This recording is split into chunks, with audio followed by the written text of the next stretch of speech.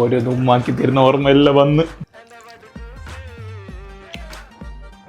അയ്യോ, നിങ്ങൾ വിചാരിക്കുന്നുണ്ടാവും ഈ ചെക്കൻ എന്തിപ്പോ കിച്ചണിലെ പണി.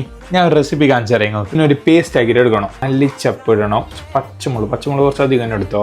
പിന്നെ ഉള്ളി, വെളുത്തുള്ളി, ചെറിയൊരു കണ്ടോ ഇഞ്ചി, മഞ്ഞപ്പൊടിയും മല്ലിപ്പൊടിയും, കുറച്ച് വെള്ളവും കൂട്ടിയിട്ട് ആവശ്യത്തിന് എണ്ണ ഒഴിക്കാം. ഉള്ളിയും തക്കാളി ഇടാം.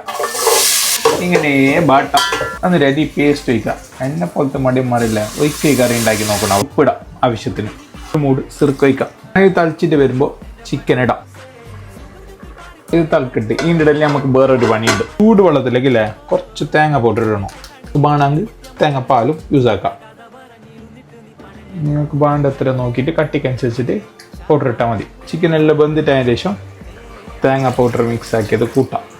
ലോ ഫ്ലെയിം ആക്കിയിട്ട് കുറച്ച് നേരം വെക്കാം. അപ്പം നമ്മൾ കറി റെഡിയാവും. ഞാൻ ആക്കി കൊണ്ട് പറയുന്നല്ല, പൊളി സാധനം. ഒരിക്കലും നിങ്ങൾ ട്രൈ ആക്കി നോക്ക്. ഈ കറിയില്ല എന്തിലൊക്കെ പാസ്സാക്കാം. ഞാൻ ഇപ്പോൾ നിന്നുള്ള 10 പിന്നൊരു കോമ്പോ ഉണ്ട്. നല്ല ചൂട് പൊറോട്ട എടുക്കാം, ഈ കറി അടിക്കാം.